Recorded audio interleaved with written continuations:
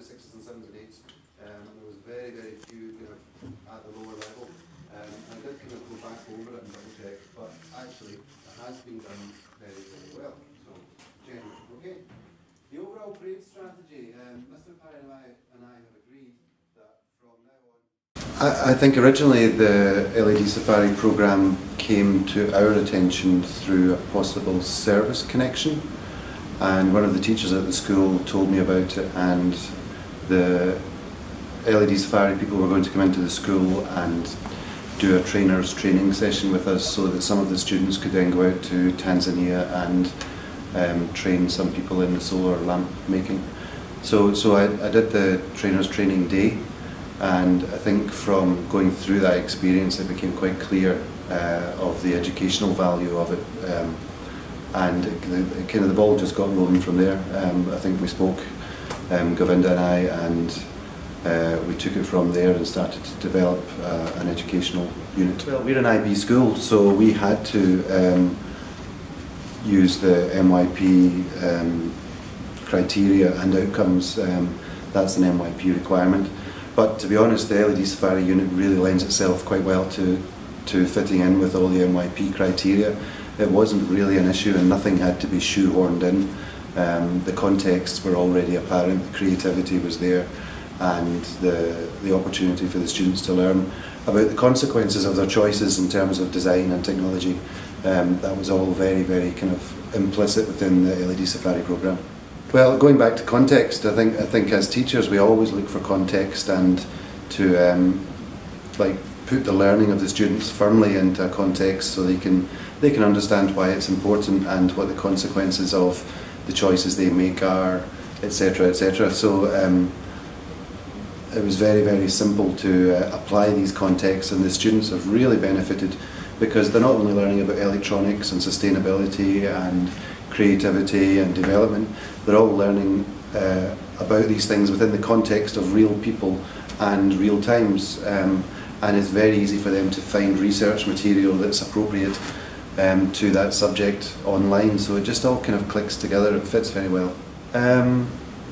It was really obvious to us that there was value in the unit that we created in collaboration with LEDsafari. The students really enjoy it, they're highly motivated throughout the process, they learn a lot of really, really important and valuable stuff across a whole raft of topics, whether it's electronics or whether it's development, sustainability.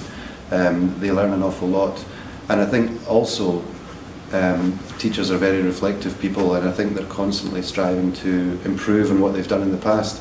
We never ever create the perfect unit straight away, and we have to continue to develop it, and LEDsafari seem to be continuing to develop at the same time, so it's quite an exciting time, quite an exciting process to try and align where LEDsafari are going, and for us to align what we are doing based on our reflections on the unit.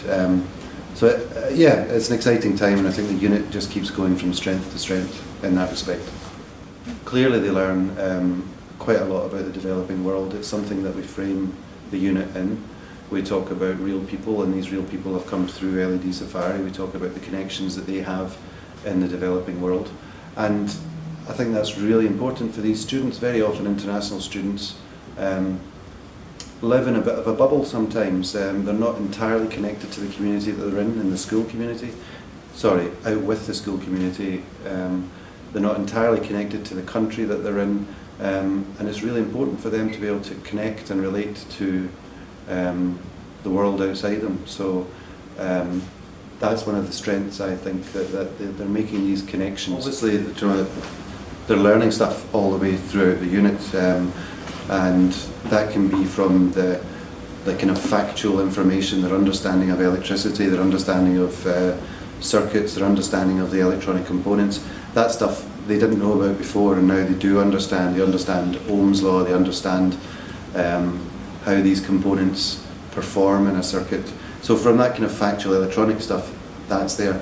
But I'll go back to the context again, and the wider context is that they can understand how these things can make the world a better place. They can understand how designers have a responsibility to think about humanity and to think about their talents and their creativity and how they can apply that to the real world to improve things for other people. And I think that's possibly the most important thing that comes out of this. Very much so, and indeed it's a requirement of the MYP that there's 5 years of MYP design, and from the start to the end of those 5 years the students have to increasingly have the freedom to have an open-ended project. So we do this with MYP 3, which is year 9, and so there's a bit of scaffolding and a bit of limitation, but at the end of the day not one of the projects will look the same as another one, because it is completely open-ended in terms of the product that they can achieve.